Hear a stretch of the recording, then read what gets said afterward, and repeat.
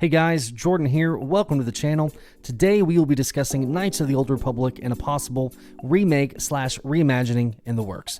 This is really exciting news. KOTOR is one of my favorite games of all time, KOTOR 2 being my absolute favorite game of all time, bar none. I remember being 10 years old and sitting in front of my original Xbox and having no idea what I was doing with this game. I brought my dad in from the other room to help me, and he had no idea what he was doing either, but I powered through. And I'm glad that I did because this game is phenomenal and has become a classic, rightfully so. I'm a little late getting to this. This article was written along with a few other articles on January the 27th, and at the time of this recording, it is February the 6th. I'm going to read this article from Windows Central written by Nicholas Sutrich and interject to give you my thoughts along the way. Let's get started. Rumored Star Wars Knights of the Old Republic looks to retool the story of both games, a retelling of the classic RPGs with a bit of new canon thrown in for good measure. KOTOR has not been canon since Disney acquired LucasArts, and I haven't been necessarily overly hopeful that it ever would be, considering Disney has a track record of ignoring EU content. What they have done is take a few EU characters and reboot them, namely Thrawn, and it seems like that's the approach that they're taking with this new game. Let's move on here. Star Wars Knights of the Old Republic is one of the most revered games in Star Wars history, and one of the highest rated games of all time. Despite this fact, however, we've only ever gotten one sequel, which was released 1.5 years after the original's release. It's now been nearly 17 years since the release of the original title, and rumors of a remake are starting up again, coming from the same sources at Cinelinx that revealed Ewan McGregor's reprisal of Obi-Wan in the upcoming Kenobi series on Disney+, which absolutely gives credence to the story, in my opinion.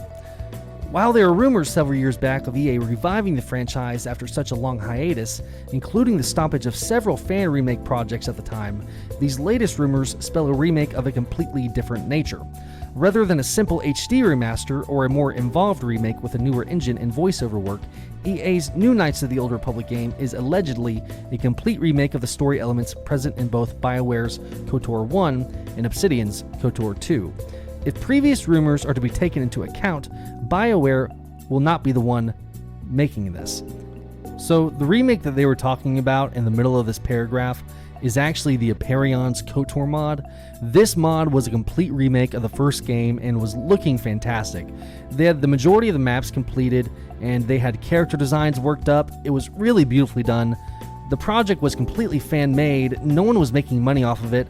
It was purely a labor of love from the developers, but unfortunately, it was shut down anyway.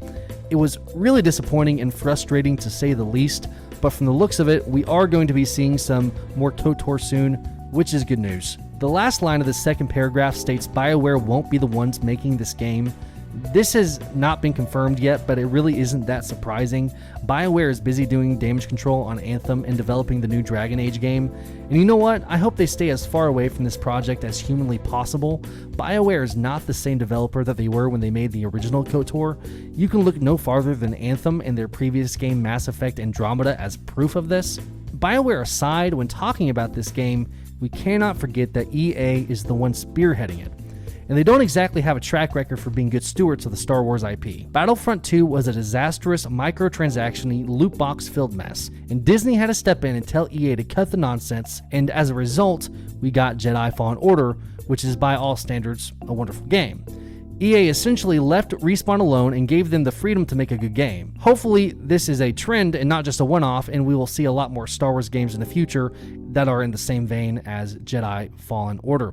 Back to the article, that reality might worry some fans of the old canon, that reality being that they're going to be taking KOTOR 1 and KOTOR 2 and combining them together to make a new story. The reality might worry some fans of the old canon, as it means reworking an untold number of story elements to fit in with the current canon that's being developed by Disney and Lucasfilm. It's entirely likely that parts of the story are being reworked in order to fit more cohesively together with the upcoming series of films for the Star Wars universe, which are not being developed in the more traditional trilogy format. Instead, Project Luminous, as it was once known as, is an overarching series of projects designed to tell a greater narrative and is made up of a number of movies, games, books, and other media. What's really interesting about Project Luminous is, from what I've read, everything points to it taking place in what Disney is now calling the High Republic era, which takes place 300 to 400 years before the prequels, while KOTOR, on the other hand, takes place thousands of years prior. Two things could be happening here. We could be seeing a retelling of Revan's story, but told in the High Republic era, or we could see KOTOR stay where it's always been, and I think that's probably what they're going to do. I think they're going to keep it exactly where it has been, because by having the game set far enough away from the movies, Disney won't have to worry as much about conflicting narratives, and I imagine we will probably get references in future movies alluding to the events of KOTOR, but I think there will be enough separation that both stories will have room to breathe. Let's go ahead and scroll down and read the rest of the article. What can we expect from the possible new entries into the series then? This new Star Wars Knights of the Old Republic game is almost certainly Sato's sequel, with a variety of story elements that harken back to the stories told through the existing KOTOR games. It's far too early in the process to guess at much of anything, but there's a likelihood that this will be a next-generation title that could be unveiled as early as this year's E3. EA's Star Wars Jedi Fallen Order was met with excellent critical reviews and positive fan reactions, which bodes well for the future of the franchise in the giant publisher's hand. And that is yet to be determined. Just because EA has released one good game doesn't mean that they have turned over a new leaf.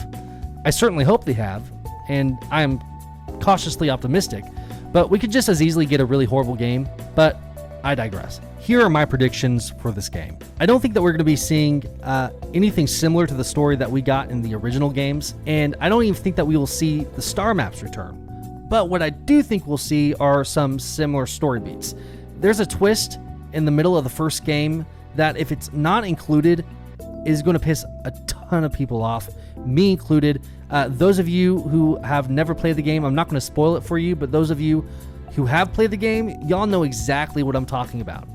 And believe me when I say that if this twist is not included in this game, there will be riots in the street. I think it will be. EA is smart enough to know that. I hope they're smart enough to know that. If you haven't played the older games, by the way, please go back and play those. I have an old laptop PC that can play these games easily, and it's also available on Xbox with backwards compatibility, so I definitely recommend it. Moving on here, I think we're going to be seeing some return characters. Revan, Malik, Bastila, Karth, probably fan favorites like HK-47. I would be really surprised if we see every character return, though. I would be overjoyed if that's what happened, but I don't think that is what's going to happen. I think we're probably going to see some new characters and some old alike. As far as the gameplay is concerned, we're not going to see anything similar to what was in the originals. I'm telling you right now, this is an absolute matter of certainty. We will absolutely not get a turn-based combat system no matter what in this game. And you know what? I'm totally okay with that. I am totally okay with that. I love the originals to death, but one of the weakest aspects of those games is the combat. I would like to see EA pull from CD Projekt Red's playbook by implementing a combat system similar to The Witcher 3. I think that would probably be the best choice for them in this game. What I would also like to see is an emphasis on varied classes. The class system was what made the first game so replayable and immersive. Whatever EA does, they need to remember that this game is an RPG. Knights of the Old Republic is an RPG, not an action-adventure game. That would be the worst thing that they could do, is make this game an action-adventure game. Which brings me to what I think maybe the single most important thing that EA needs to get right in this game, and that is player choice and consequence.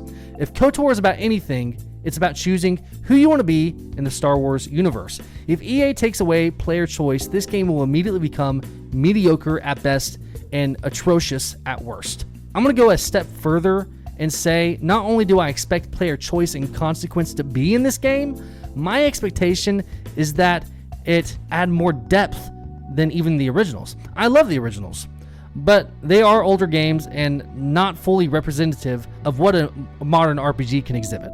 Example, in the original games, you're generally given a few choices. One extremely light side choice and one extremely dark side choice, and maybe a few neutral. This was slightly subverted by the second game, which took a more nuanced approach to morality, which I appreciated, and I would like to see EA continue this approach by providing deep and impactful choices for the player that invoke thought. I want to feel like my choices matter, and I want to feel the sting of a bad decision if I make it. And I want to feel the rush of endorphins when I make a right choice, because I want it to matter. I want it to affect the world around me in the game. Overall, I'm extremely excited about the prospect of playing this new KOTOR game. Are you? Is there anything I mentioned in this video that you agree with or disagree with maybe? Let me know your thoughts in the comments below. Thank you for watching this video. If you liked it, please give me a thumbs up and subscribe to see more. See you next time.